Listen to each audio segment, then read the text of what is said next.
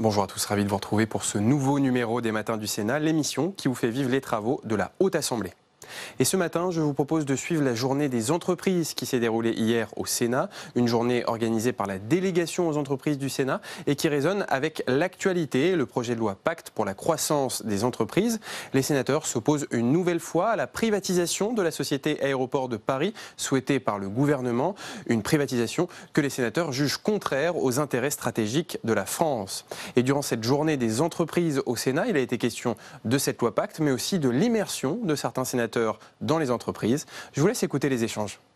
Madame la présidente de la délégation aux entreprises, chère Elisabeth Lamure, Monsieur le Président CCI France, cher Pierre Goguet, mes chers collègues sénateurs, Monsieur le Président du Comité français des Olympiades des métiers, Mesdames et Messieurs les chefs d'entreprise, Mesdames et Messieurs, je suis heureux, avec mes collègues sénateurs, je vois un peu partout, ici, de vous accueillir ce matin pour cette journée des entreprises, organisée par notre délégation, dont je voudrais une fois encore remercier la présidente et les membres pour l'action et l'engagement qui est le leur. Fin 2014, nous avons proposé de créer cette délégation pour qu'une structure de notre Assemblée traite les entreprises dans leur globalité, Monsieur le Président. Elles étaient en effet abordées de manière peut-être un peu trop fragmentée auparavant, alors que chacun sait qu'elles sont le moteur du développement économique et de l'emploi. Depuis 4 ans, la délégation applique un de mes principes, le Sénat hors les murs. Elle parcourt le territoire à la rencontre des entrepreneurs et nous fait remonter les enjeux, les difficultés, mais aussi les bonnes pratiques, des idées qui émanent des entreprises et des territoires, qui peuvent nous conduire à modifier un certain nombre de cadres, qu'ils soient législatifs ou réglementaires. La délégation est fidèle en cela à la mission du Sénat, qui outre sa mission de législateur, d'acteur de contrôle, de prospective, et la représentation des territoires. La délégation a également pour mission d'organiser des stages d'immersion dans les entreprises. Je voudrais remercier ici les entreprises qui ont accueilli les collègues. Elle a noué un partenariat, Monsieur le Président, avec vous-même. J'ai bien le souvenir de notre rencontre et de notre échange de signatures. Le réseau des chambres de commerce et d'industrie est évidemment un outil précieux pour le développement économique des territoires. Un outil qu'on est peut-être en train de redécouvrir à la faveur des débats actuels et qui marque bien la nécessité de l'horizontalité qui nous permet d'échapper au risque de la seule verticalité. Grâce à ce partenariat, d'ailleurs, 11 de nos collègues ont effectué des stages d'immersion. Plusieurs d'entre eux, je le sais, vous feront part de leur expérience et des enseignements qu'ils en ont tirés. Depuis l'origine, vu de la position du Président, il me paraît clair que la délégation relaie au Sénat un message que l'on entend sur le terrain. Celui de la nécessité d'alléger les contraintes qui brisent les initiatives et freinent la croissance. Et je peux vous assurer que pour avoir été samedi dans Lyon et lundi en Savoie, après avoir fait une incursion dans les Hauts-de-France, c'est bien ce que j'entends sur le terrain, le territoire, dans la diversité, qu'il soit plus urbain ou rural. Et j'aurai l'occasion, demain à Toulouse, à l'occasion des rencontres de France urbaine, où je clôturerai les travaux, de rappeler un certain nombre de réalités telles que nous les ressentons. Ce message, la délégation ne s'est pas contentée de le relayer par des discours, elle le traduit en actes. Elle a produit bien sûr des rapports d'information qui viennent éclairer nos débats parlementaires. Je pense au rapport de la présidente Elisabeth Lamure et d'Olivier Cadic sur les simplifications à conduire pour libérer les entreprises, ou celui de René Danesi sur la surtransposition des directives européennes au nom de la délégation et de la Commission des affaires européennes. Cet après-midi, notre collègue s'exprimera de manière plus approfondie, mais je veux souligner que cette question, notamment de la surtransposition, le Sénat le prend à bras-le-corps. Nous avons mis en place un système d'alerte en cas de surtransposition dans tous les domaines, qui va entrer dans sa 2e année et que nous avons confié à la Commission des affaires européennes. Un autre exemple concret, celui du secret des affaires. L'Assemblée nationale avait adopté une proposition de loi transposant une directive de 2016 sur ce secret des affaires. L'analyse de la Commission des affaires européennes a permis de faire apparaître que ce texte restreignait la portée et la protection du secret des affaires en fait, mais qu'en quelque sorte une bonne intention ne se traduisait pas en une action réelle. Cette analyse a permis à notre commission des lois de corriger ce texte dans l'intérêt même des entreprises. La délégation a formulé de nombreuses propositions législatives par le biais soit d'amendements, soit de propositions de loi. La présidente, Elisabeth Lamure, joue un rôle particulier sur le projet de loi de pacte, dont elle est l'un des rapporteurs, même si la commission mixte paritaire a échoué, en particulier en raison d'un désaccord qui concerne le devenir d'Aéroports de Paris. De nombreuses mesures adoptées par le Sénat ont été conservées par l'Assemblée nationale. D'où l'intérêt du bicamérisme, quand il est inégal, parce que je rappelle que plus de 60% en moyenne des propositions du Sénat, même en cas de désaccord, demeurent dans le texte. Et il y a notamment, Monsieur le Président, les mesures concernant le réseau des chambres de commerce et d'industrie, ne l'oublions pas. Autre travail important de la délégation que je souhaite évoquer ce matin, je sais qu'Elisabeth Lamure en parlera, et simplement je me contenterai de nommer ce travail, celui concernant la revitalisation des centres-villes et des centres-bourgs, réalisé en partenariat avec la délégation aux collectivités territoriales, chacun en tête le travail de Rémy Pointreau, de Martial Bourquin, mais bien d'autres au travers de nos commissions. Les travaux de la délégation aux entreprises sont donc très concrets et ils sont le fruit d'une fertilisation croisée entre sénateurs et entrepreneurs. Cet après-midi, vous consacrerez vos travaux au bien-être en entreprise. Cette séquence fait écho d'ailleurs à l'exposition photographique. Si vous ne l'avez pas vue, il fait beau et je vous invite à un moment à la découvrir. Être au travail, exposée sur les grilles de notre jardin. Cette exposition a été réalisée par l'association Lumière sur le travail à l'occasion du centenaire de la fondation de l'Organisation internationale du travail, organisation où j'ai siégé dans une vie antérieure comme ministre du Travail. 80 photographies témoignent de la diversité et des enjeux du travail dans le monde. La force des images invite chaque passant à engager sa propre réflexion sur le travail, celui d'hier, celui d'aujourd'hui et celui de demain. Bonheur, mais aussi parfois souffrance, fierté, parfois aussi désenchantement, stabilité ou précarité, qui sont des sujets, nous le voyons remonter depuis un certain nombre de mois, mais nous le voyons remonter depuis longtemps, sécurité et prévention face aux risques professionnels, incertitude, interrogation, nécessité face à la complexité et à la complexification technologique. Madame la présidente de la délégation, reconnaissance des femmes au travail, qui fut un sujet de colloque cher Annick Billon. Les profondes mutations du monde du travail à l'ère de la mondialisation, je crois, nous posent au XXIe siècle de grands défis au regard des valeurs humaines essentielles et des principes et droits fondamentaux de toutes celles et ceux qui travaillent. Au fond, pour moi, cette exposition, le thème de vos réflexions de cet après-midi me parle vraiment. Les clichés exposés sur les grilles sont forts, un peu décalés par un texte.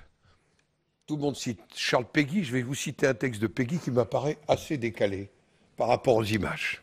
Je ne sais pas si certains d'entre vous le connaissent bien. Il parlait des ouvriers et des artisans. Il disait en riant, et pour embêter les curés, que travailler c'est prier. Et il ne croyait pas si bien dire, tant leur travail était une prière et l'atelier un oratoire. Je ne partage pas tout Péguy sur ce sujet. En effet, nous devons reconnaître que si le travail est souvent un facteur d'émancipation, il l'est. Et on voit bien la situation de ceux qui n'ont pas accès au travail.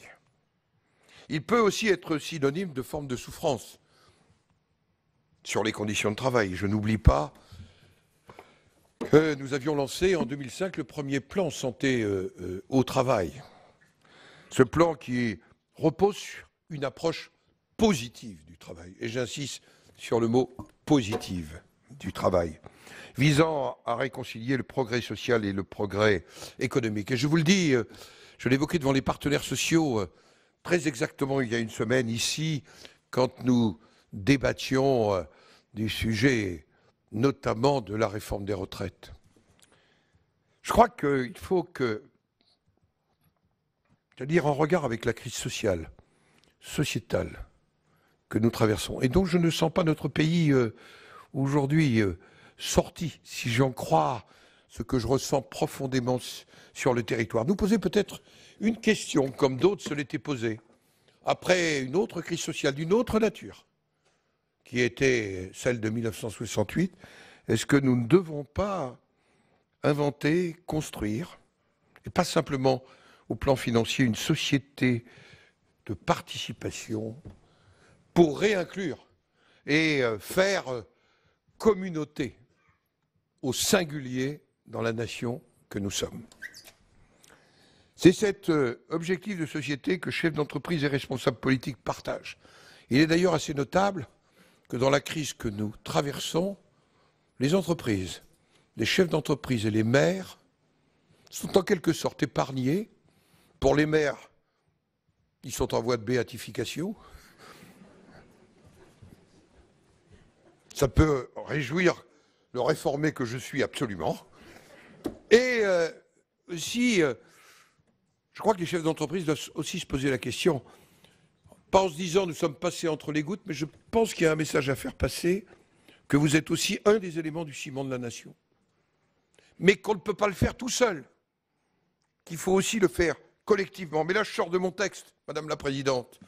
J'exprime des choses que je ressens profondément parce que nous sommes là face à un défi collectif qui n'est pas lié à des clivages politiques, à des sentiments, à des crispations temporaires auxquelles il faut redonner, j'allais dire, que la place et l'importance qu'ils doivent avoir, parce que le vrai sujet, il est devant nous et que nous devons le régler. Oui, en mettant l'accent sur ce thème, Madame la Présidente, la délégation renoue avec sa première édition.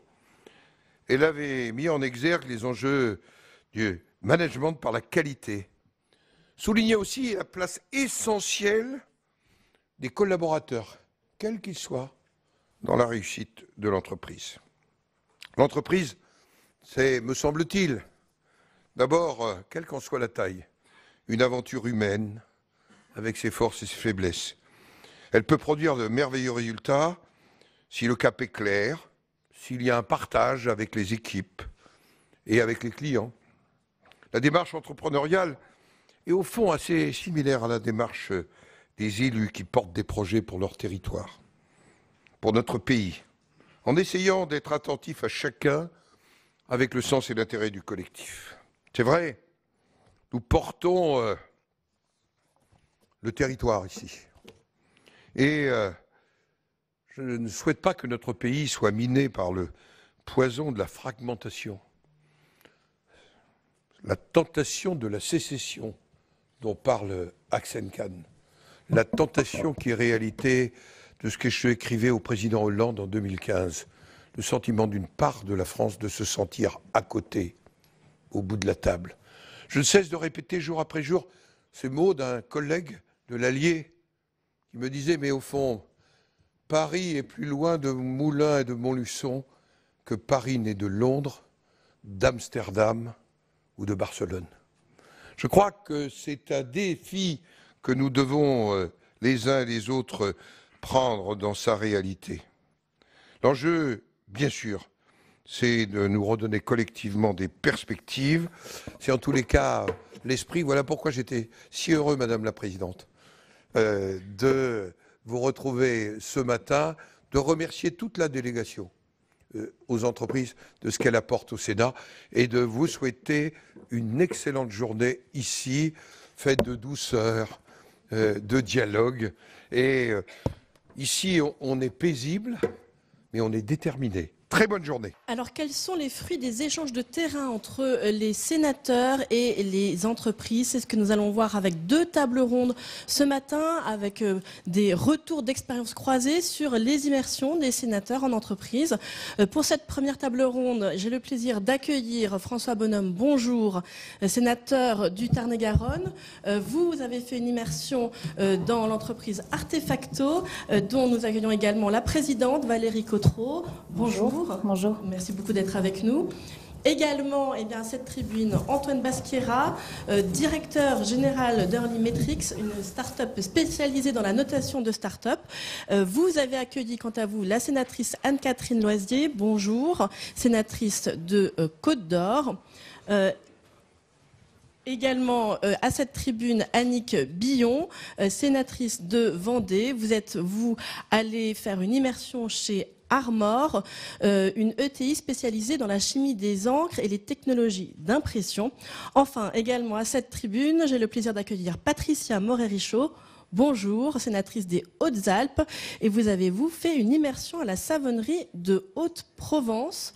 Nous allons tout d'abord commencer cette matinée, par quelques images, une vidéo qui va nous permettre de voir un petit peu comment s'est passée l'expérience d'immersion de François Bonhomme à Artefacto. Tout de suite, donc, place à cette petite introduction en images.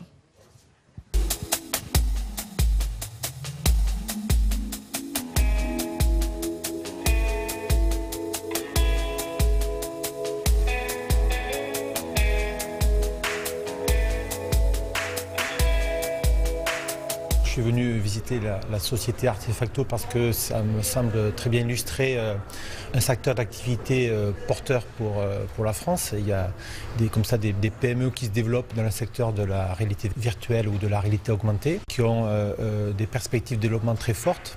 Alors ce déplacement s'inscrit dans le cadre de la délégation aux entreprises du Sénat qui permet de voir de manière transversale les questions liées aux entreprises. C'est important pour nous de bien comprendre l'environnement et l'écosystème dans lequel évolue telle ou telle entreprise pour bien mesurer ses contraintes et puis éventuellement faire le lien avec la mission de parlementaire qui est quand même de créer aussi, de participer à un environnement législatif ou réglementaire qui soit favorable au développement de ce type de secteur et d'activité.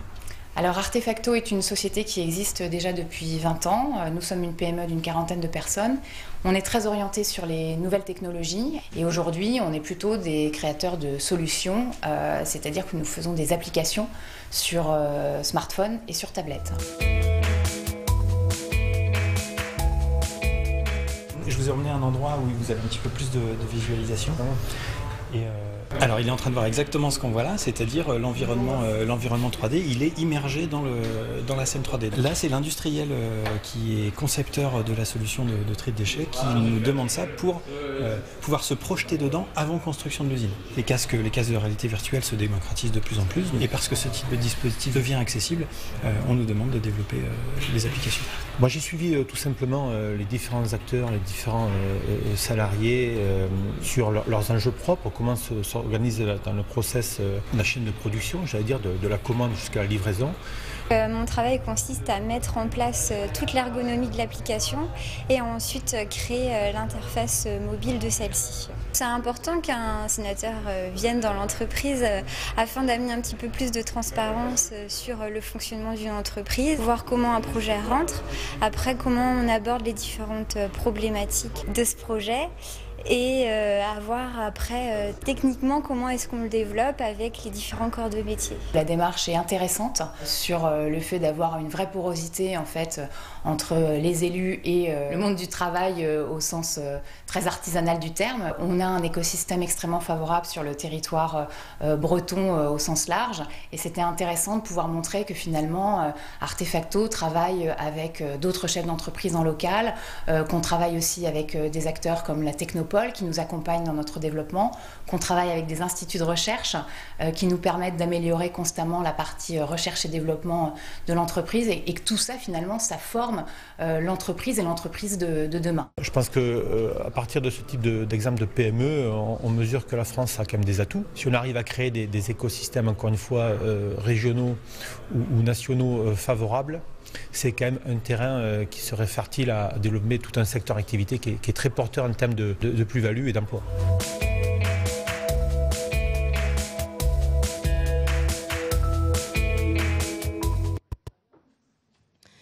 Voilà pour cette introduction en images. Alors, François Bonhomme, vous aviez d'abord la volonté de vous rendre dans une autre région que la vôtre, de faire une immersion dans un secteur innovant. Expliquez-nous quelle a été exactement votre volonté en vous rendant chez Artefacto. Merci. Écoutez, tout simplement, ça l'est un petit. Le principe de l'immersion, c'est vraiment se mettre dans un environnement qu'on ne connaît pas forcément et d'être totalement dans cet environnement pendant un certain temps. Alors 48 heures, ça peut paraître court, mais ça donne quand même une première vision intéressante pour découvrir un secteur qu'on ne connaît pas forcément. C'est vrai que j'ai voulu aller le plus loin possible de chez moi électoralement, parce que par définition on connaît mieux son territoire, et me retrouver dans un environnement novateur, celui de l'innovation et de la technologie, grâce à Valérie Cotreau que je salue, bien accueilli aussi, pouvoir découvrir tous les différents métiers au sein de l'entreprise, du graphiste, du concepteur, développeur, des ressources humaines, tous les enjeux qui s'y rattachent. Je trouve que c'était vraiment pour moi une expérience intéressante en tant que législateur, parce que évidemment c'est non seulement avoir une idée plus précise des entreprises en France dans leur diversité, mais aussi essayer de se projeter et de décloisonner les questions au niveau d'entreprise jusqu'au travail de législateur. C'est un peu l'enjeu. Mais vraiment, j'ai apprécié beaucoup ce moment, parce que on a toujours des idées préalables et on les confronte à une réalité qui est pas toujours nécessairement la même. Je pense que ce travail de décloisonnement, comme l'a dit le président Larcher, nous évite d'être un peu en silo. Et toutes les passerelles qui peuvent exister entre les entreprises de taille modeste, mais qui sont en plein développement, et le domaine public de manière générale, je crois que c'est favorable vraiment pour avoir une matière législative et réglementaire qui évolue favorablement. Valérie Cotreau, qu'est-ce qui vous a motivé dans cette idée d'accueillir un sénateur sur 2 jours ? Vous m'aviez confié que vous aviez presque été étonné qu'on s'intéresse à votre entreprise au départ. Oui, parce qu'en fait, la démarche, c'est que la CCI m'a contactée pour me demander si éventuellement j'étais volontaire pour accueillir quelqu'un. Donc, je trouvais que la démarche était intéressante. Donc, j'ai répondu positivement, bien entendu. Donc, ça me semblait être une forme de devoir aussi. Enfin, je l'ai fait assez naturellement. Mais honnêtement, sur le territoire breton, avec l'ensemble des entreprises qu'on peut avoir, je ne m'attendais pas à ce que ça se passe chez moi. Donc, je m'attendais à ce que ce soit plutôt une entreprise agroalimentaire. Enfin, voilà. Moi aussi, j'avais des schémas un peu préconçus en tête. Donc, j'ai été assez surprise. Je me suis dit, oh là là, il faut que je fasse un programme pour un stagiaire qui est un petit peu différent de ceux que j'accueille habituellement, quoi. Donc, j'ai revisité un peu nos principes. Et l'idée, c'était de travailler, enfin, de présenter à la fois l'entreprise et puis l'entreprise dans son écosystème. Et donc, j'avais séquencé les 2 jours comme ça pour aussi sortir de l'entreprise, parce que l'entreprise toute seule n'existe pas, hein. C'est un mythe. Donc on est connecté à plein d'entités et finalement si ça fonctionne, c'est bien parce que on travaille avec plein de gens autour de nous. Donc. Oui, François Bonhomme, vous avez été très sensible d'ailleurs à cette dimension écosystème. C'est important que les entrepreneurs ne soient pas seuls. Qu'est-ce que ça leur apporte aussi bien au niveau psychologique qu'au niveau parfois matériel, etc., des partages d'expériences? D'abord, il faut dire que l'agglomération rennaise quand même est bien fournie, parce qu'un institut de recherche en technologie, un institut d'innovation et puis la Technopole, c'est quand même un environnement favorable pour créer des passerelles. Alors c'est un aspect évidemment en soi très intéressant sur le plan opérationnel, mais je pense que Valérie confirmera, c'est aussi très rassurant aussi pour avancer, parce que par définition l'entreprise c'est quand même le monde de l'incertitude et on doit toujours se projeter, surtout dans ce secteur-là, et d'avoir des relais et quelque part des points fixes, c'est important je pense pour rassurer, pour créer un environnement encore une fois favorable.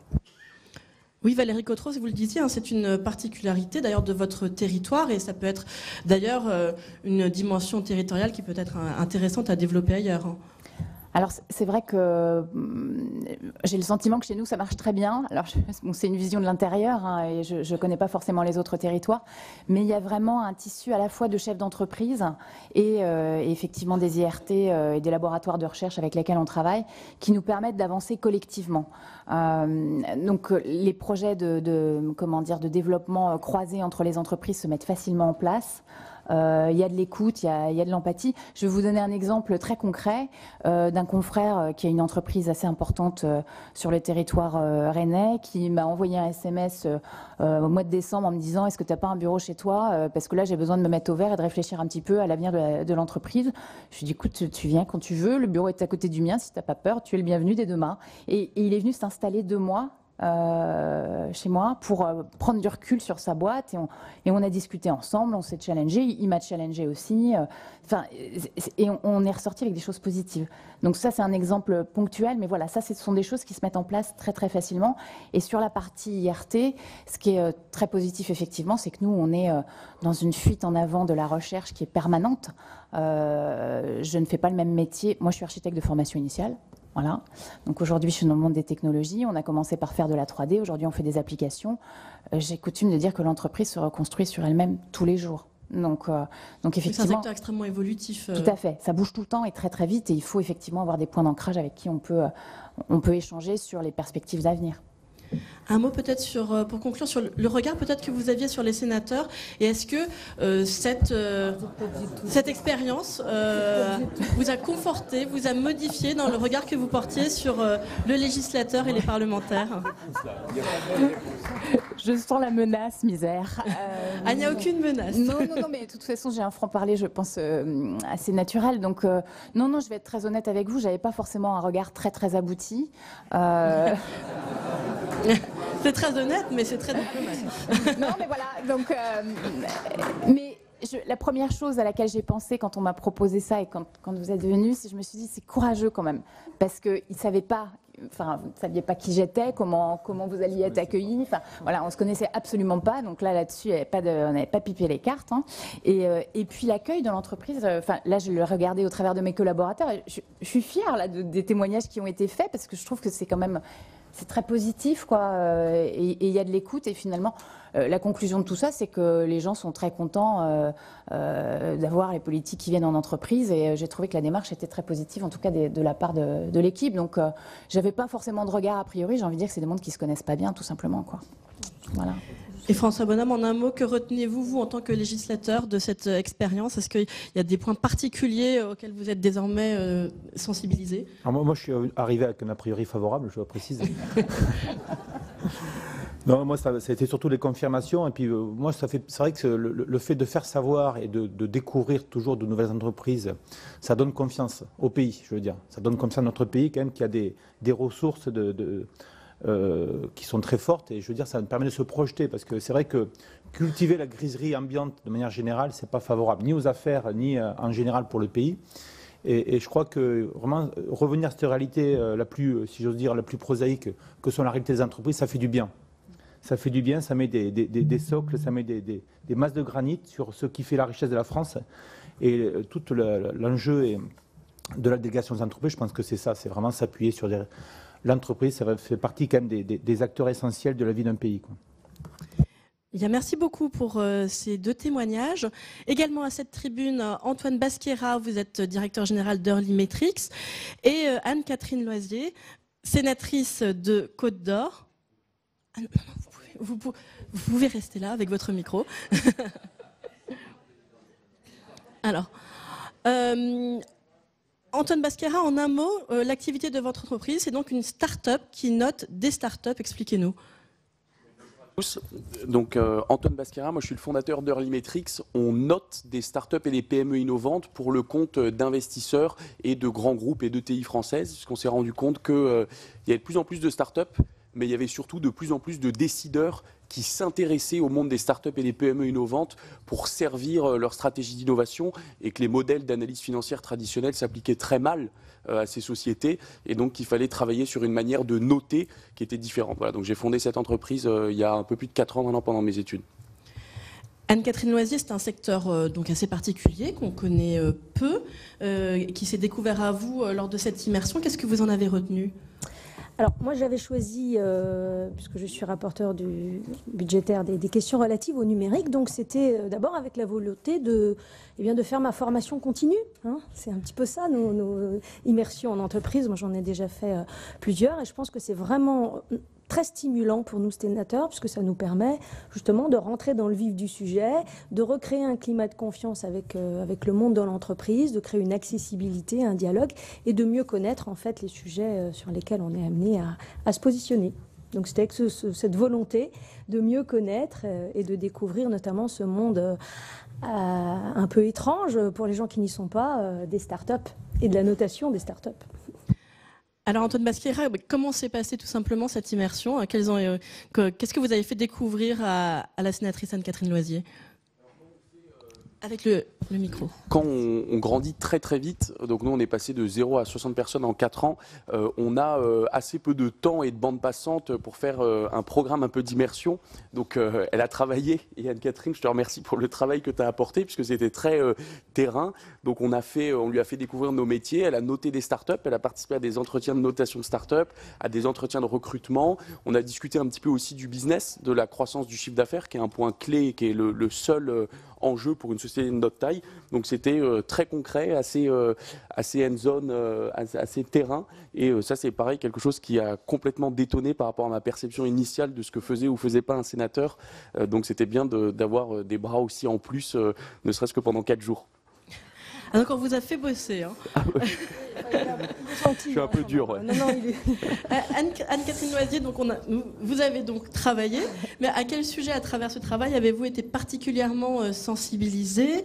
Il y a la question des contrats d'embauche, la question de la concurrence internationale, un certain nombre de sujets qui vous ont marqué lors de cette immersion.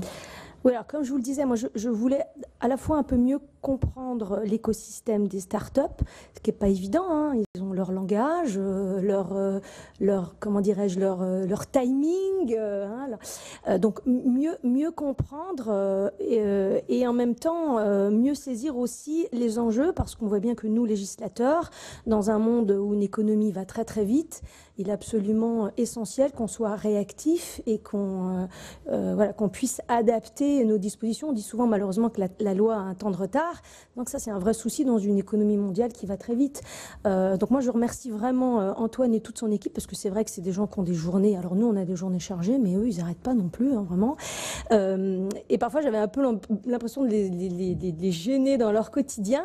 Et du coup, de fait, ils m'ont associé à leurs tâches. Et ça, vraiment, je trouve que c'était très, très intéressant.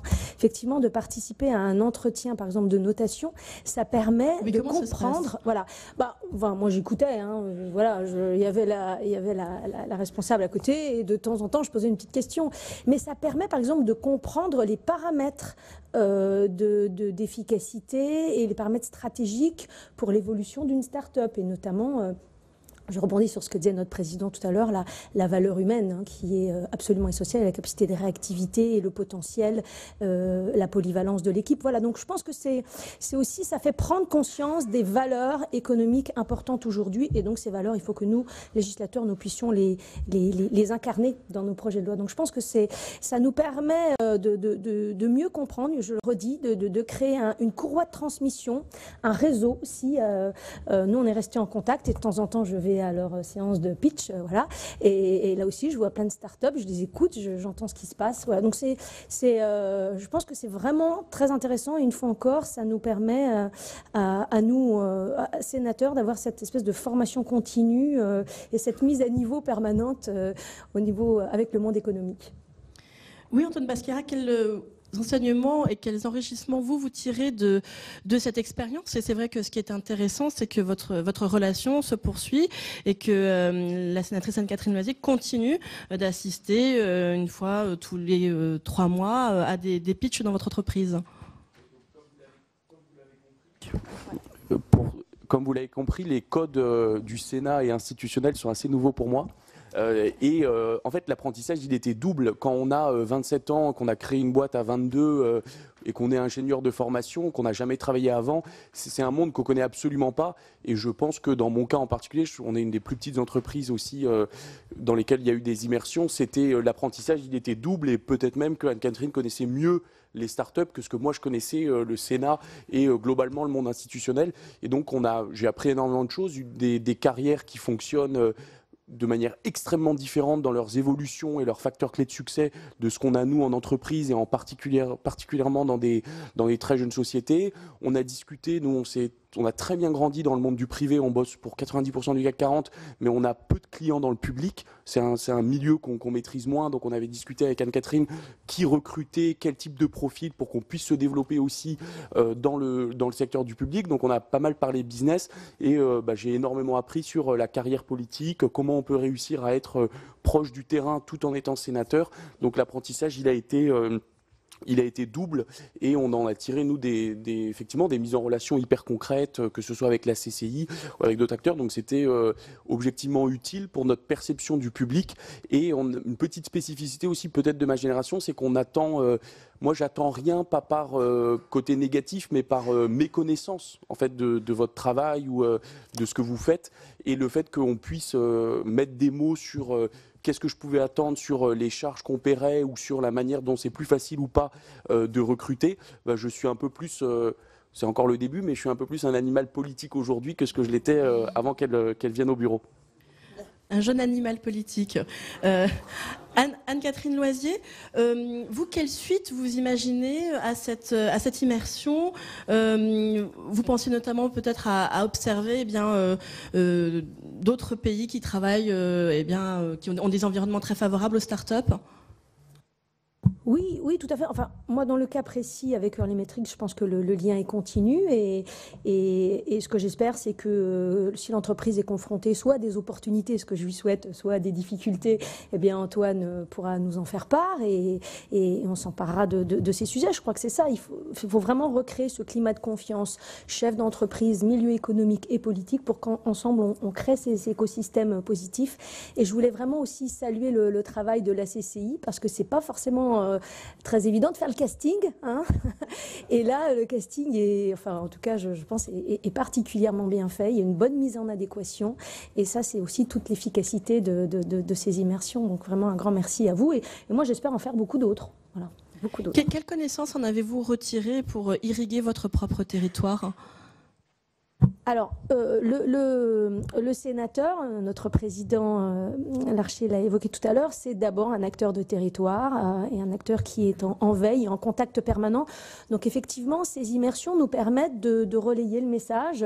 Ça a été évoqué tout à l'heure au travers des boursantes, un message de confiance aussi auprès des acteurs des territoires ruraux, parfois un peu isolés, et parfois qui regardent ce qui se passe dans les grandes métropoles en se disant est-ce que c'est bien pour nous et quel est notre avenir économique. Et donc moi, sur ce sujet, par exemple, du numérique, le fait de mieux connaître cet écosystème me permet aussi d'avoir à la fois un dialogue et un certain nombre de conseils en direction des acteurs de mon territoire, notamment sur un sujet qui nous tient à cœur, la présidente, celui des commerces, en leur disant que le numérique et le commerce en ligne, ce n'est pas que l'affaire des grandes, des GAFA et autres, mais c'est aussi un vrai atout de développement pour nos petits commerces ruraux qui sont à la fois sédentaires, mais qui peuvent aussi se développer sur le numérique. Donc voilà, je pense que c'est une meilleure maîtrise pour nous des enjeux économiques, des opportunités économiques que l'on peut après retranscrire sur nos territoires et apporter aussi des idées, des conseils et un accompagnement aux acteurs économiques de nos territoires.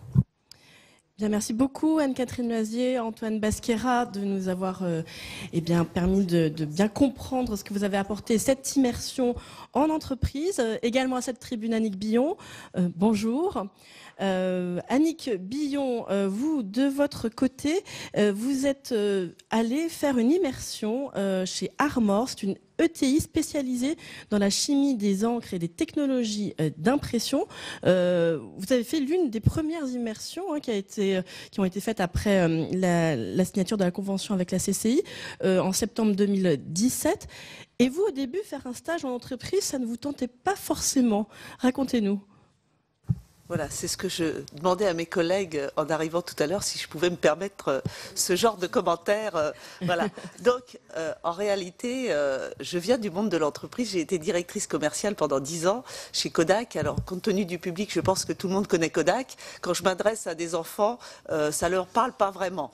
Donc, voilà. Donc, lorsque je voyais les comptes rendus dans la presse de sénateurs, de députés qui partaient en stage, je pensais à ma fille qui finissait son stage de 3e et qui faisait la découverte de l'entreprise. Et j'avais, Monsieur le Président, un regard assez perplexe.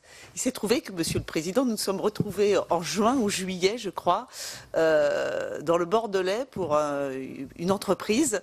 Et vous veniez 2 jours avant de signer la convention avec notre présidente, Madame Elisabeth Lamure, et le président Gérard Larcher. Et vous m'avez parlé de cette signature, et forcément, poliment, à table, je vous ai dit, mais bien entendu, c'est génial, je vais m'inscrire, et donc je me suis évidemment inscrite la première, quasiment, à cette immersion. Et finalement, Monsieur le Président, Madame la Présidente, il n'y a que les idiots qui ne changent pas d'avis.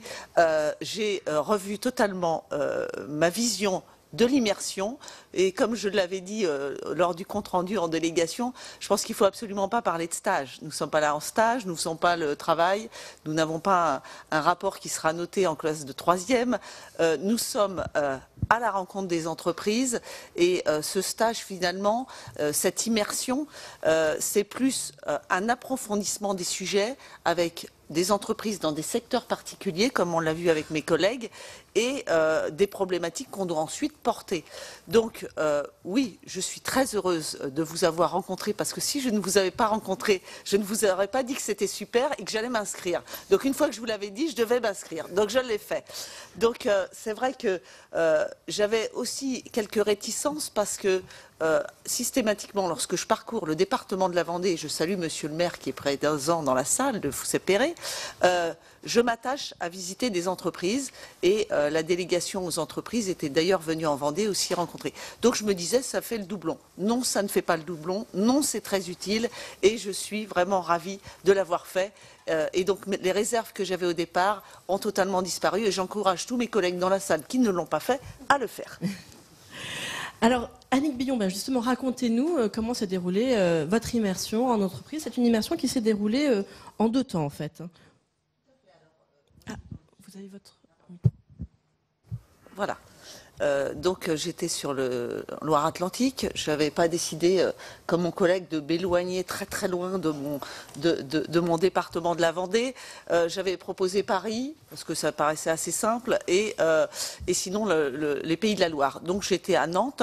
Le déroulement de ce stage d'immersion, voilà, on a envie de dire stage quand même, hein. C'est une demi-journée sur le siège social à Nantes, et après 1 jour et demi sur le site industriel. Donc la demi-journée avec une rencontre de tous les services, tout l'encadrement avec des entretiens extrêmement poussés et des problématiques soulevées. Et ensuite, lorsque je suis arrivée l'après-midi sur le site industriel, d'abord une visite pour se rendre compte de ce qui se passe dans cette entreprise, et après des entretiens avec tous les services, la recherche, l'innovation, la formation, les RH, etc. Donc avec des entretiens d'1 heure, 1 heure et demie, 2 heures, avec chaque silo, on va dire, de l'entreprise, et ça c'était très intéressant. Voilà. C'est une entreprise qui ne trouvait pas tous les profils qu'elle voulait. C'est un problème d'ailleurs que l'on entend souvent dans de nombreuses entreprises lorsque vous allez sur le terrain. Ce qui est intéressant, c'est que cette entreprise a donc décidé elle-même de gérer ses formations. C'est vrai que j'ai découvert, on a le cas aussi en Vendée sur les métiers à la personne, où 2 entreprises concurrentes ont créé un centre de formation parce qu'ils ne trouvent pas les personnes qui pourraient embaucher.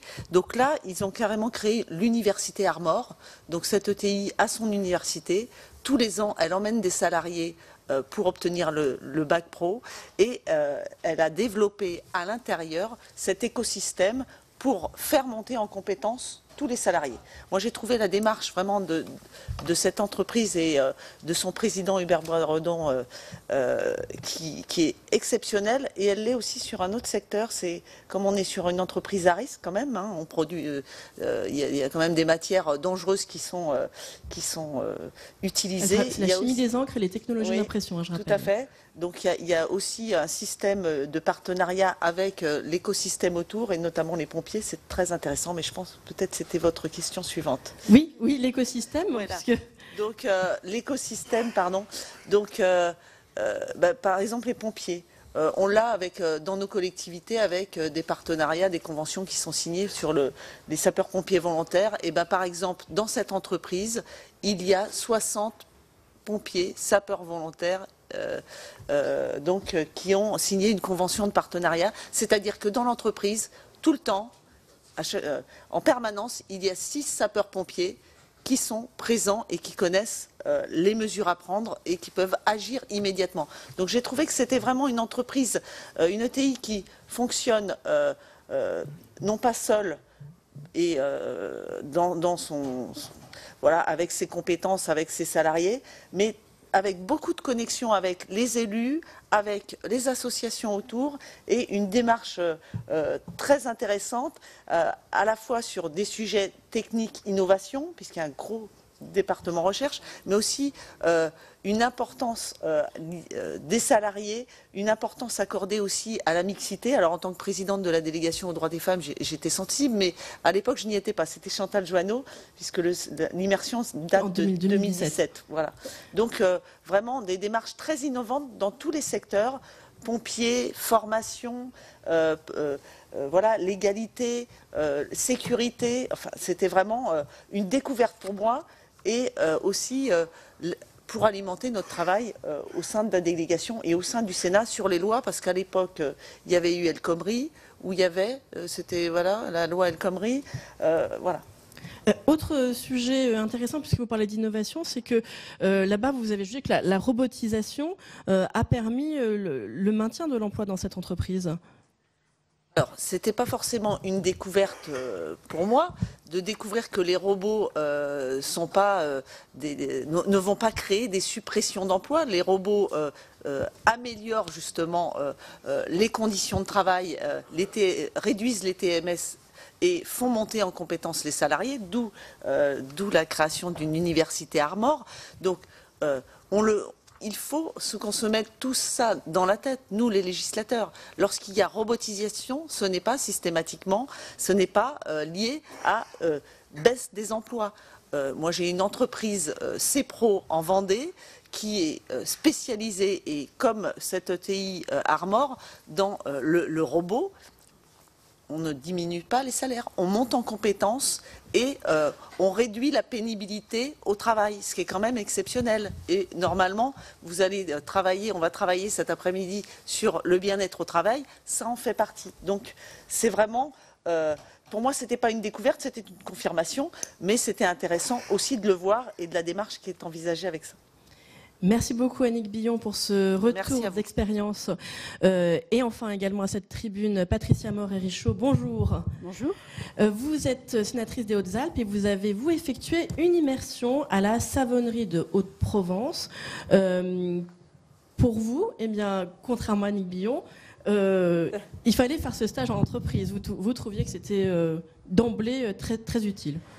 Je trouvais effectivement que c'était une excellente idée qu'il y ait eu donc cette signature de convention entre le président du Sénat, Gérard Larcher, Elisabeth Lamure, et le président de la commission de la Chambre de la CCI France. mon métier de sénatrice, je ne le conçois pas sans être vraiment très très proche de mon territoire, de tous les acteurs de mon territoire.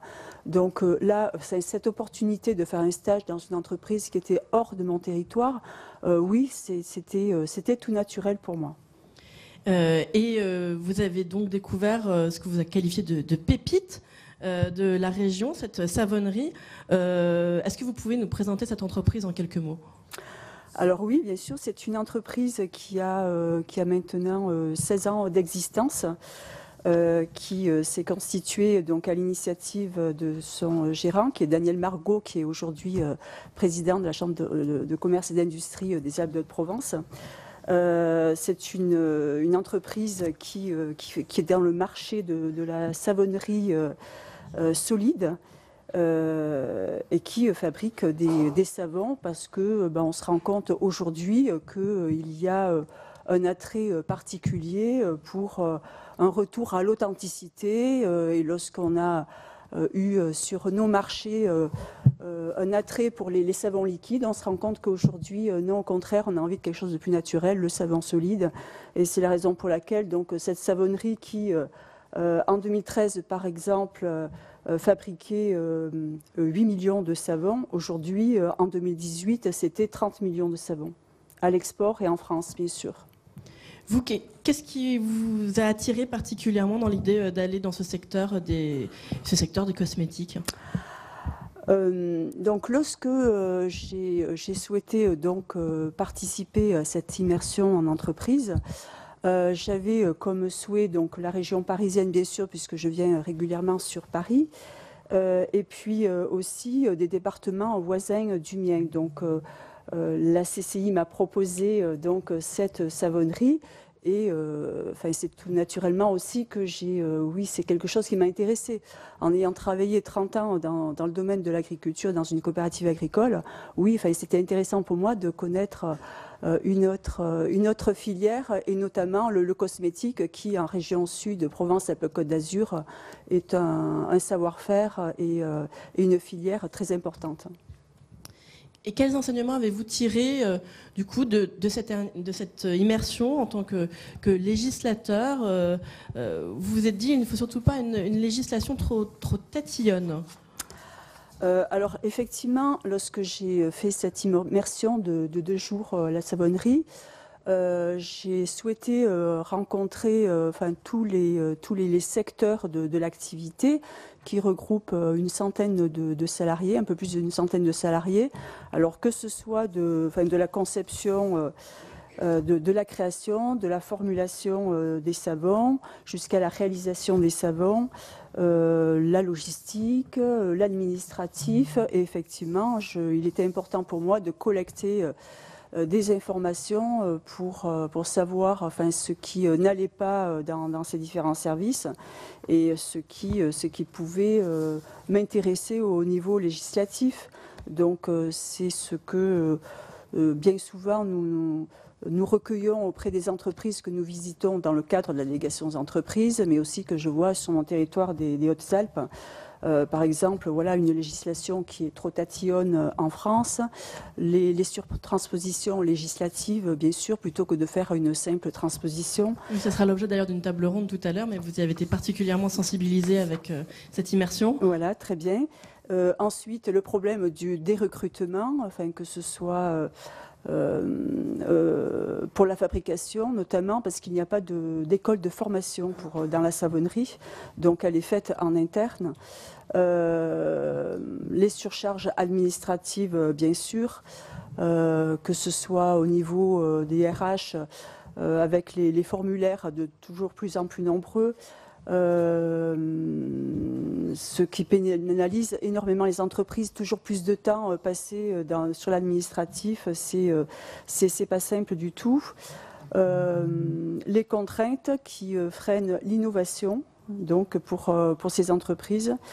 Et puis également à cette époque-là aussi la perspective du prélèvement à la source qui était pour cette petite entreprise très pénalisante. Merci beaucoup Patricia Moret-Richaud pour votre témoignage. Peut-être pour conclure cette première table ronde, un mot chacun, parce que finalement on observe à travers ces différents témoignages un certain nombre de points communs sur la nécessité de simplification, parfois le fait d'avoir des difficultés à recruter des profils adaptés, donc peut-être certaines inadéquations en termes de formation, puis la nécessité de rendre l'administration toujours plus lisible. Le mot de la fin pour chacun, un mot chacun. François Bonhomme. Excusez-moi, je n'ai pas écouté la question. Je disais qu'il y avait un certain nombre de points communs qu'on observait à travers tous ces différents témoignages. C'était à la fois la nécessité de simplifier, la difficulté parfois à trouver des formations adaptées dans les différentes entreprises et la nécessité de rendre toujours l'administration plus lisible. Là, j'ai bien compris.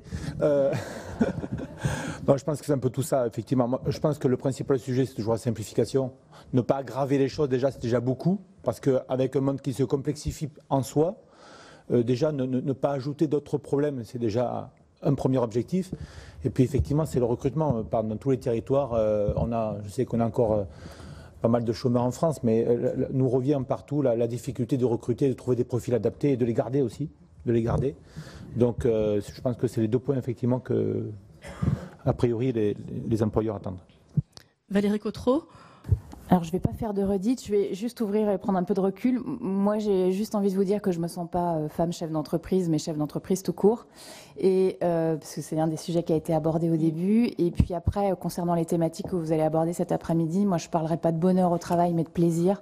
Parce que je pense que le bonheur, c'est quelque chose de plus global. Donc voilà, parfois, j'ai l'impression qu'on s'enferme un peu dans un truc un peu tarte à la crème. De temps en temps, il fallait bosser, ça fait pas plaisir, mais c'est aussi parce que par moments, ça fait pas plaisir qu'à d'autres moments, ça fait plaisir, quoi.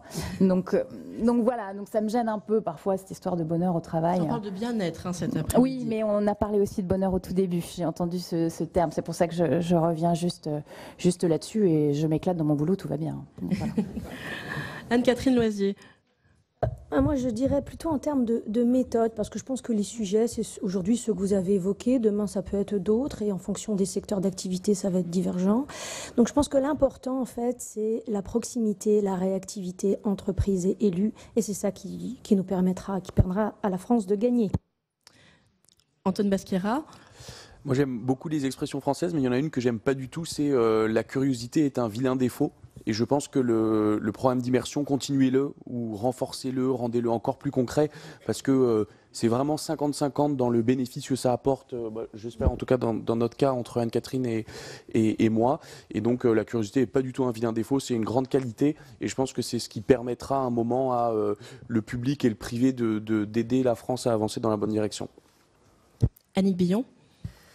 Moi, déjà, je dirais qu'il faut surtout qu'on n'oublie jamais les ETI dans nos projets de loi, dans nos propositions de loi, parce que bien souvent, elles se sentent un peu oubliées dans tous ces textes de loi. Deuxième sujet, par rapport à la formation, je l'ai cité tout à l'heure, on voit qu'il se passe de belles choses dans les entreprises, donc laisser de la souplesse, de laisser place à l'expérimentation, parce que ce qui va bien en Vendée, ce qui va bien en Loire-Atlantique ne va pas forcément bien dans le nord de la France ou en Haute-Savoie. Donc peut-être éviter d'aller trop loin dans les normes, dans la loi, pour laisser place à l'expérimentation et aux bonnes pratiques qui peuvent déjà exister. Et puis moi, je suis toujours très étonnée. En 3 ans, sur les 3 premières années de mon mandat, j'ai fait une 60aine de visites en Vendée par toute cette énergie qui est dépensée par les femmes et les hommes chefs d'entreprise, bien entendu, et cette volonté qu'ils ont et cette joie au travail. Donc oui, continuons et allons tous dans les entreprises pour éviter que les enfants ne sachent pas ce que c'est une entreprise. Est-ce que je peux dire 2 mots de plus ? Allez-y. Il y avait l'usine extraordinaire à Paris il n'y a pas très longtemps. Il y a la ministre du Travail qui s'exprimait devant 250 collégiens et lycéens et elle a demandé aux 250 enfants qui peut lever la main à des parents qui bossent dans l'industrie. Et sur les 250 enfants, il y a eu 4 jeunes qui ont levé la main, ce qui voulait dire qu'ils avaient des parents qui étaient dans la capacité de les orienter vers ces métiers. Donc on a du travail à faire, c'est comme pour l'apprentissage. Merci. Merci. Et Patricia Moret-Richaud, le mot de la fin. Alors on parle aujourd'hui beaucoup de droit à la différenciation, c'est quelque chose qui m'irait bien, je pense. Et ce qui va avec, évidemment, la proximité entre les élus et les territoires. Bien, merci beaucoup à tous d'avoir participé à cette première table ronde. Nous allons passer à une deuxième série de témoignages. Donc Silas, c'est une entreprise qui fait un petit peu plus de 150 personnes, qui dispose de 3 sites industriels en France, et qui est une entreprise qui réalise des équipements mettant en œuvre des lasers, et pour des usages soit de défense, soit dans le domaine spatial, soit dans le domaine de la recherche. Et donc le site d'Aubagne, qui comprend un petit peu plus de 25 personnes, lui est spécialisé dans les traitements des équipements optiques, donc des miroirs, sur lesquels on vient poser des très fines couches de quelques microns, soit métalliques, soit chimiques, qui confèrent à ces miroirs des particularités, des spécificités qui lui permettent notamment de résister à l'atmosphère spatiale, de résister au passage du faisceau laser durant des périodes assez longues. Et donc c'est vraiment un métier et des compétences très spécifiques.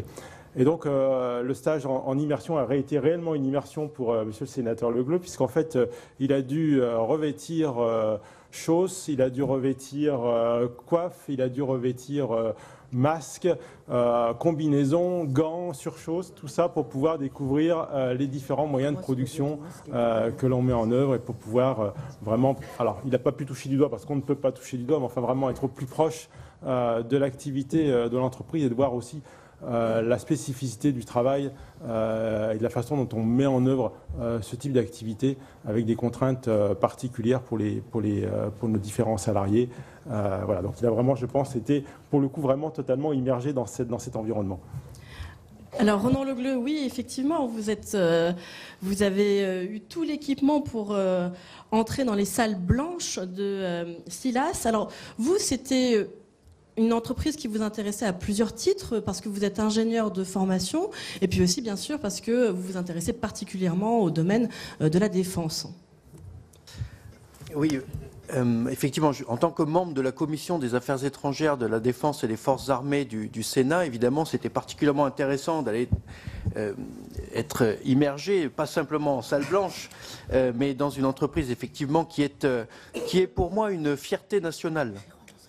Parce que quand on est capable d'envoyer des composants utilisés sur la planète Mars ou de participer au développement du laser mégajoule à Bordeaux, eh bien, on est en fait une entreprise qui a un savoir-faire unique au monde. Et surtout quand on visite des lieux d'innovation comme Shenzhen en Chine, que j'ai eu l'occasion de voir il y a assez peu de temps, on se dit que la France est capable du meilleur. Et cette entreprise, Silas, est capable du meilleur. Et effectivement, c'est ce qui est frappant quand on parle avec les uns et les autres. C'est ce savoir-faire français que, je pense, nous ne mettons pas suffisamment en avant. Oui, la France, nous pouvons être fiers de ce que nous réalisons, de ce que nous faisons. Et c'est ce qui ressort de ces immersions, même si, évidemment, et c'était l'objet de ces immersions, c'est de tirer des leçons de ce que l'on apprend dans ces journées pour améliorer nos travaux, notamment sur la loi Pacte. Et j'ai retenu un certain nombre de blocages, de freins qui empêchent la France d'être parfois le leader qu'elle devrait être. Il y a, et ça a été évoqué précédemment, les difficultés de recrutement. Et dans les difficultés de recrutement, il y a la mise en adéquation des formations diplômantes avec les besoins des entreprises. Et je pense qu'en Europe, il y a certains exemples qui peuvent nous inspirer. La formation professionnelle en Suisse, l'apprentissage en Allemagne, où l'on voit que ce sont des traditions très anciennes, mais qui certainement permettent, avec ce système dual, c'est-à-dire où l'on passe la moitié du temps en entreprise et la moitié du temps sur les bancs de l'école, il y a un vrai enjeu pour nous. Il y a également la question de l'aide à l'export, parce que, et là c'est le sénateur des Français de l'étranger qui relaie cette information. J'ai vu dans un certain nombre de déplacements à l'étranger que nous pouvions avoir Business France et une chambre de commerce française à l'étranger qui, en l'espace d'une semaine, allaient organiser toutes les deux un colloque sur le même sujet, dans une même capitale. Et cette difficulté du travail en commun de nos acteurs de l'export, c'est un des grands sujets pour nous. Dans ce contexte, je salue évidemment ce qui est mis en œuvre actuellement avec la Team France Export, c'est-à-dire l'objectif d'avoir un seul numéro de téléphone, un seul acteur. C'est en train d'être mis en œuvre et il faut le saluer parce que c'était nécessaire. Il y a également dans les sujets qui ont été débattus, Pierre Faucou l'a rappelé, que je remercie encore une fois sincèrement pour son accueil exceptionnel, la question des effets de seuil. On parle d'une entreprise qui, au moment de la visite, avait 251 salariés. Et donc la question des effets de seuil est essentielle. Dans la loi Pacte, il y a effectivement plus de flexibilité sur les effets de seuil, et ça aussi, je pense qu'il faut le saluer. Oui, Pierre Faucou, d'ailleurs, au moment où avait lieu cette immersion, vous avez donc eu l'occasion d'échanger avec le sénateur Ronan Le Gleut largement de cette loi Pacte, cette loi qui aujourd'hui arrive en deuxième lecture au mois d'avril au Sénat, mais à l'époque, c'était aussi ça l'un des fruits de cette immersion, c'est cet échange-là du législateur qui a aussi pu abonder en information l'entrepreneur que vous êtes.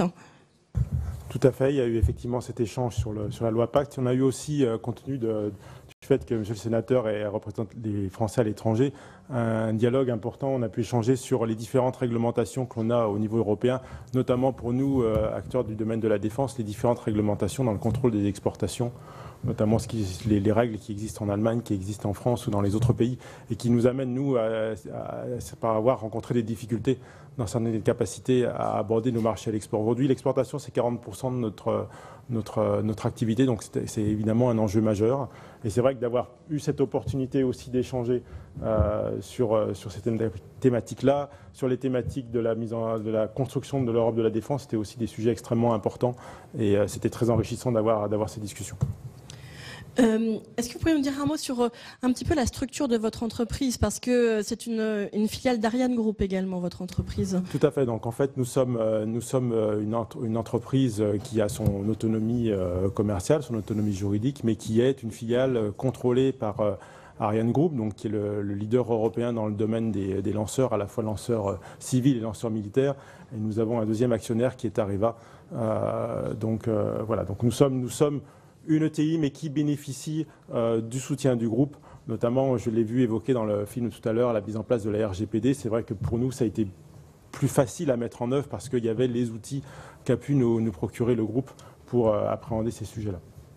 Sur quel sujet êtes-vous intervenu auprès du sénateur? Enfin, quel problème avez-vous pu exposer aujourd'hui au sénateur Ronan Le Gleut? Je crois qu'il vient de l'évoquer. On a toujours un problème important de recrutement avec l'adéquation des formations par rapport à nos besoins. On est sur des métiers techniques et scientifiques qui sont très, très pointus, très ciblés. Et c'est vrai qu'on a beaucoup de difficultés à trouver notamment des opérateurs, des techniciens qui soient formés pour appréhender nos métiers. Donc effectivement, alors j'ai entendu les expériences d'entreprises qui mettent en place leur formation interne. Nous n'avons pas encore franchi ce cap-là. On a des formations qui se font au poste dès que les personnes rejoignent l'entreprise. Par contre, on n'a pas de formation de lycée ou de centre propre de formation. Mais c'est vrai que c'est une très grande préoccupation et qu'on rencontre à la fois à Aubagne, mais également pour le site principal de l'entreprise qui est à Orléans. On a aussi les mêmes difficultés. Vous me parliez aussi de la question des lourdeurs administratives lorsque parfois vous vous lancez dans des appels d'offres européens. Ça aussi, c'est une difficulté à laquelle vous faites face. Oui, en fait, on s'est lancé dans l'aventure de participer à un appel d'offres européen l'année dernière. Donc, premier appel d'offres auquel on participait sur une thématique de défense. Et en fait, effectivement, on a découvert la lourdeur que représente pas tellement encore l'appel d'offres, mais comme on a eu la chance d'être sélectionné, c'est toute la préparation et maintenant la mise en œuvre du projet. Et effectivement, c'est énormément de tâches administratives qui effectivement se comprennent d'une logique de s'assurer que l'argent public est bien utilisé, mais qui pour une entreprise de notre taille est quelque chose d'extrêmement lourd et d'extrêmement complexe. Donc je pense qu'il y a vraiment là pour le coup des choses à faire pour simplifier la vie des entreprises qui participent à ces appels d'offres européens. Ronan Le Gleu, vous nous avez parlé des enseignements que vous tiriez de cette immersion. Vous, personnellement, qu'est-ce que ça vous a apporté dans votre travail, personnellement et dans votre travail de législateur? Alors, d'une part, et je l'ai évoqué dans un premier temps, c'est évidemment l'impact sur les discussions sur la loi Pacte, qui évidemment ne sont plus théoriques, mais basées sur des retours pratiques. Et encore aujourd'hui, cette semaine, le hasard fait bien les choses. Il y a cette une semaine, suite à tout cela. Voilà, cette semaine, j'ai eu l'occasion à 2 reprises de parler de ce stage chez Silas, 2 fois. Alors, hier, pour une première fois, hier, nous étions avec Sébastien Meurant et Michel Raison à Taverny, dans le Val d'Oise, au centre opérationnel des forces armées stratégiques. Et nous avons parlé de la dissuasion nucléaire. Et évidemment, nous avons parlé du laser mégajoule de Bordeaux. Et donc, Silas fournit une partie des composants du laser mégajoule de Bordeaux qui permettent la simulation de la dissuasion nucléaire française. Et donc, nous avons parlé hier avec le général de corps d'armée aérienne, Bruno Maigret. En début de semaine, j'auditionnais Antoine Bouvier, le patron de MBDA, sur le rapport sur la défense européenne que je rédige avec Hélène Codé-Mouret. Et c'est Antoine Bouvier qui a parlé lui-même de Silas dans l'architecture de travail en commun des grands groupes industriels de défense européens avec les PME et les ETI. Et l'articulation des deux, notamment en vue de l'accès au futur fonds européen de défense qui sera doté de 13 milliards d'euros dans le prochain budget européen 2021-2027 et qui permet de créer ou d'envisager une base industrielle et de défense européenne. Donc vous voyez, le stage a des suites, puisque encore cette semaine, on a eu l'occasion d'en parler à plusieurs reprises. Donc avec cette fois-ci, ça fait donc 3 fois dans la semaine où vous avez pu parler de Silas. Bien, merci beaucoup à tous les deux d'avoir répondu à mes questions sur cette immersion donc très enrichissante et qui continue donc à porter ses fruits aujourd'hui. Également à cette tribune, Louis-Jean de Nicolaï, sénateur de la Sarthe. Vous avez effectué une immersion au Westin Paris Vendôme, un hôtel appartenant au groupe Marriott International. D'abord, expliquez-nous pourquoi vous avez été intéressé particulièrement par ce secteur. Pour aller voir qui fréquentait l'hôtel. Chez les clientes. Non, d'abord, je remercie la délégation du Sénat aux entreprises parce que je crois que ça n'a pas été simple de trouver un lieu, un grand hôtel parisien, parce que je suis assez intéressé, comme tous les parlementaires et que tout le monde ici, sur l'attractivité de notre pays, et que je considère que les grands hôtels, notamment, accueillent énormément d'étrangers, énormément de personnes qui viennent d'un peu partout pour montrer un peu la qualité à la fois de notre capitale et bien évidemment de notre pays. C'est pour ça que j'avais souhaité passer 2 jours ou 3 jours dans un grand hôtel parisien, et ça a été très gentiment, le Westin a accepté pour 2 raisons. La première, c'est qu'ils étaient en vente, et la deuxième, c'est que le directeur partait la semaine suivante. Donc ils se sont dit, au moins le parlementaire, on est tranquille, il ne va pas aller dans le fond des choses, et les choses vont se passer plutôt bien. Mais enfin, c'était extrêmement intéressant. Et moi qui suis un élu de province, ça m'intéressait aussi de voir quelle était la qualité de prestations et d'organisation qu'on mettait, notamment dans la promotion qu'on mettait dans les grands hôtels parisiens, pour essayer de le décliner après à un niveau plus modeste, au niveau des rillettes, dans le département de la Sarthe. Bon, vous êtes notamment... Mais il y avait des rillettes le matin pour le déjeuner. Vous vous êtes notamment intéressé à la façon dont cet hôtel, qui appartient à une grande chaîne, capte la clientèle internationale. Alors, qu'est-ce que vous en avez appris ?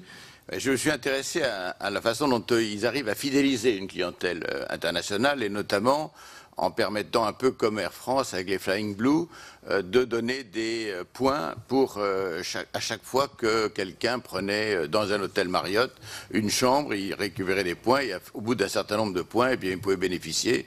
Lorsqu'ils allaient en famille, la plupart du temps dans un hôtel, alors, quelquefois à Paris, quelquefois ailleurs, soit d'être upgradé dans la qualité de la chambre, soit de bénéficier d'une chambre gratuite parce qu'ils avaient suffisamment de points besoin quand ils faisaient les voyages d'entreprise. Donc on s'est aperçu combien ce rôle de fidélisation était important pour les personnes qui venaient régulièrement pour des régions d'affaires dans une ville. Et puis le deuxième point, ça a été toute l'utilisation des réseaux sociaux.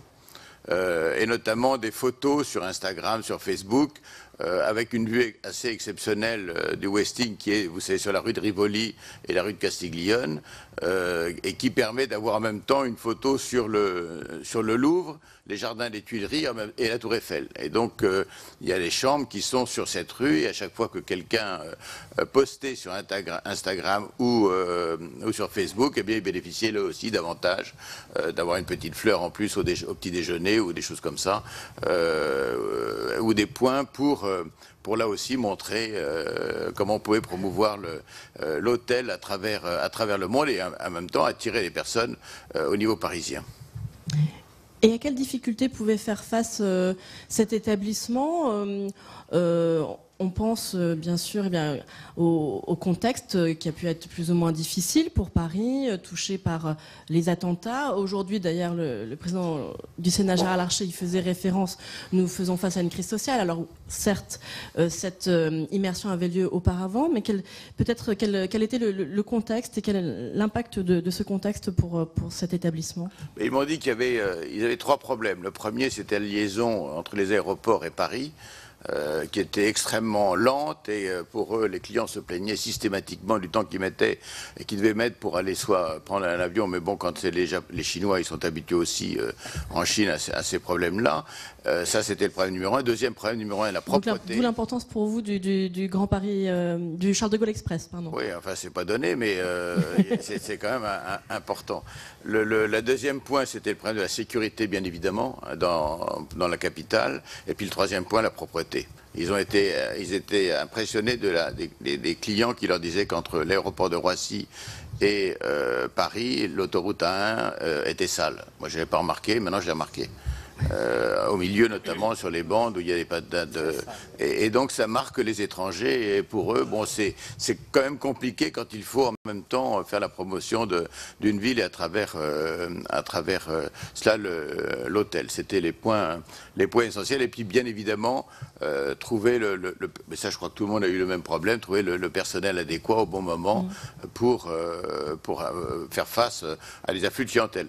Pour eux, ce qui m'expliquait le plus intéressant, c'est les conventions qui peuvent avoir lieu ou les Fashion Week qui peuvent avoir lieu dans Paris, parce que c'est des groupes entiers qui arrivent, de 150, 200 personnes, et donc les chambres sont presque totalement prises. Il y a 400 chambres quand même dans cet hôtel. Les chambres sont totalement prises, et ça leur permet de garantir une clientèle à la fois, puisque c'est les entreprises qui payent, merci à vous, les entreprises qui payent d'un niveau de chambre assez élevé, et puis le bar fonctionne, le restaurant fonctionne, tout fonctionne, et ils sont extrêmement... Ils disaient que les problèmes d'attentats, notamment, ont fait baisser beaucoup des conventions internationales dans Paris, et c'est une difficulté pour ces grands hôtels, parce que c'est des gros clients en moins. Et un mot pour conclure, Louis-Jean de Nicolaï, sur ce que vous en retenez pour vous en tant que législateur, et puis pour votre territoire, hein, parce que au-delà des rillettes, ça a abondé votre réflexion pour le territoire de la Sarthe. Ce que j'en retiens, c'est que j'ai dit à ma femme que pour faire une chambre, il mettait 37 minutes. Et donc, il fallait accélérer. Alors, on a l'enseignement pour votre épouse, mais... Ça a été le point essentiel des discussions après. Du coup, c'est moi qui vais à la chambre. Mais non, moi je vous dis, ce qui m'intéressait dans cette immersion avec les personnes qui ont été extrêmement aimables et très attentionnées, c'est voir comment on évolue dans la promotion, et que sans fidélisation de la clientèle, c'est extrêmement difficile de maintenir un rythme de taux d'occupation important. Et donc la priorité des priorités, c'est de se faire une clientèle. Alors si les grands groupes comme Marriott le permettent parce que c'est mondial, mais c'est de se faire une clientèle, et après comment la garder et qu'elle n'aille pas ailleurs.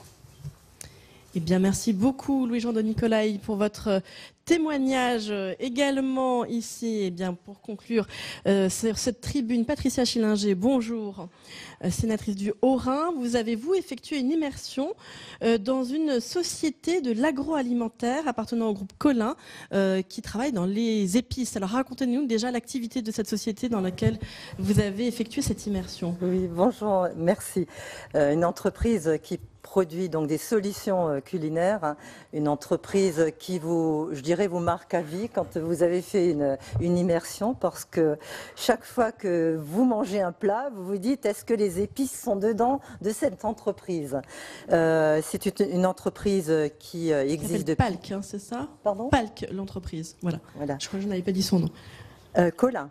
Colin et un ingrédient. Voilà, qui appartient au groupe Colin. Tout à fait. Qui est situé dans le Bas-Rhin, qui existe depuis 50 ans, donc une entreprise familiale et indépendante. Une entreprise qui a 300 employés, qui a su grandir et se moderniser dans le temps, parce que c'est pas évident, qui a même pu racheter une entreprise en Allemagne et une dans le Haut-Rhin ces dernières années. C'est original, parce que c'est souvent l'Allemagne qui rachète des entreprises, et qui est située dans une petite commune, donc dans le Bas-Rhin. Elle produit des arômes et des colorants, des matières premières végétales, des mix et des ingrédients technologiques. Donc vous les trouvez dans les soupes, dans les produits diététiques, dans vos céréales, dans vos fromages. Donc c'est vrai que quand on a fait 3 jours d'immersion dans cette entreprise, on se dit, quand on goûte les produits, on se dit, peut-être ces produits sont là. Elle exporte, elle importe aussi, parce que les arômes et les épices sont produits ailleurs qu'en France.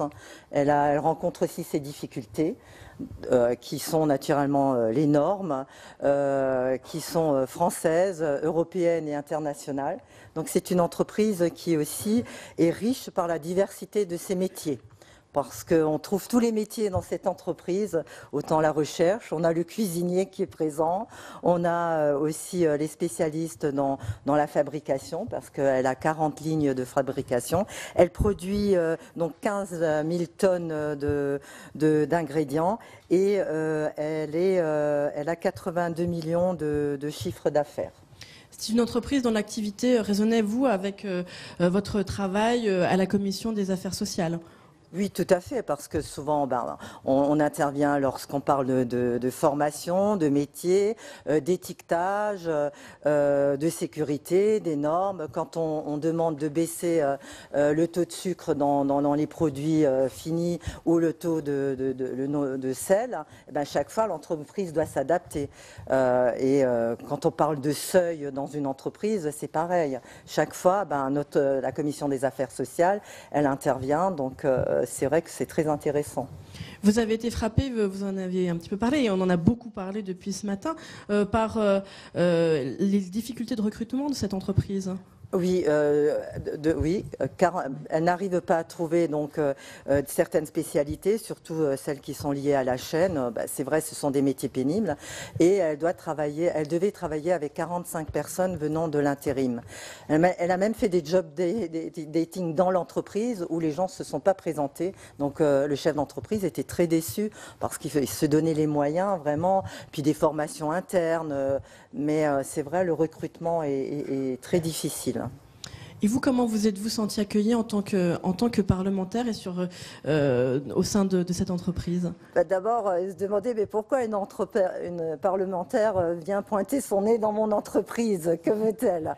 Et en fin de compte, ils ont beaucoup apprécié, parce qu'ils ont pu valoriser leur travail par, c'est vrai que déjà ce qu'elles produisent, mais aussi comment elles fonctionnent dans les différents métiers, les difficultés qu'elles rencontrent. Par exemple, quand une machine tombe en panne, comment est-ce qu'ils doivent remettre tout en œuvre, les difficultés au niveau des commandes. Et c'est vrai que pendant 3 jours, vraiment, j'ai tout pu voir. C'est vrai que autant la production, mais aussi l'exportation, comment est-ce qu'ils recyclaient les produits et la sécurité interne de l'entreprise. Bien, merci beaucoup Patricia Schillinger pour votre témoignage. Et comme pour la première table ronde, Le mot de la fin peut-être pour chacun, très rapidement. Pascal Carano. Oui, très rapidement. On va essayer, en tout cas, on a essayé de modestement participer à sensibiliser le législateur à la réalité du terrain entrepreneurial, même s'ils le font par ailleurs. Mais c'était une séquence pour nous importante. Montrer aussi que l'émancipation par le travail, eh bien, ça existe. On en est aussi un tout petit peu la preuve. Et enfin, aussi montrer que la productivité et le savoir-faire français est quand même au rendez-vous. Merci. Vivette Lopez. Oui, eh bien écoutez, bon, moi je me suis rendu compte finalement que cette entreprise, Vacances Léo Lagrange, eh bien l'importance des labels, label Clé Verte accueille donc des parcs régionaux. Aussi, je vais vous dire à toutes et à tous, n'attendez pas de faire un burn-out. Allez prendre une semaine de vacances dans un site remarquable chez Vacances Léo Lagrange. Voilà.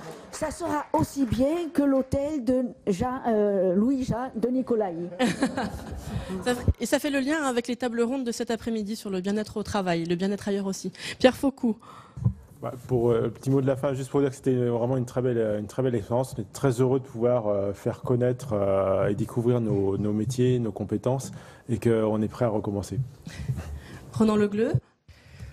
Le président Pompidou disait « N'emmerdez pas les Français ». Eh bien, permettez-moi de le paraphraser et de dire « N'emmerdez pas les entrepreneurs, n'emmerdez pas les entreprises, il faut vous laisser faire, c'est vous qui créez l'emploi en France, la France a besoin de vous et on est avec vous ».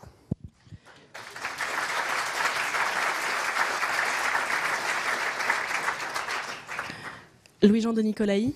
Moi, je voudrais remercier la délégation d'entreprise de cette initiative, parce que je crois que c'est extrêmement important pour nous d'aller sur le terrain. Alors, quelquefois, le terrain est très agréable, quelquefois, et j'en suis persuadé, même pour tout l'ensemble des parlementaires. Je crois que c'est une excellente expérience, et merci de nous accueillir.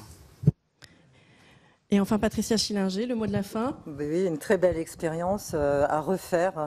Et chaque fois de penser ce que vous avez dans les plats vient peut-être de l'entreprise Colin Ingrédients. Et il faut faire de la... C'est vrai, c'est de la publicité. Puis ces entreprises-là, ces entreprises françaises, elles ont un savoir-faire, une tradition. Et je peux que les féliciter. Et puis l'alimentaire, c'est au quotidien. Donc il ne faut pas hésiter à consommer des produits français. Et même s'il y a de l'importation, mais... voilà, il faut vraiment aller dans les entreprises, découvrir tous ces métiers et voir comment ça se passe chez nous. Eh bien, merci beaucoup à tous d'avoir participé à cette deuxième table ronde. Et voilà pour cette journée des entreprises organisée hier au Sénat. Les sénateurs ont évoqué leur immersion au sein des entreprises. Ces expériences leur permettent d'être plus réactifs pour proposer des lois en faveur de l'économie. Mais ces rencontres ont aussi permis d'améliorer le regard des entrepreneurs sur le législateur. Les intervenants de cette journée des entreprises ont évoqué le projet de loi Pacte pour la croissance des entreprises. Ce texte arrive au Sénat pour une seconde lecture au début du mois d'avril et les sénateurs pourraient le rejeter sans l'examiner car ils refusent les privatisations prévues par le gouvernement. C'est la fin de cette émission. Vous pouvez revoir tous nos programmes sur notre site internet publicsénat.fr. Très bonne journée et très bon week-end sur les chaînes parlementaires.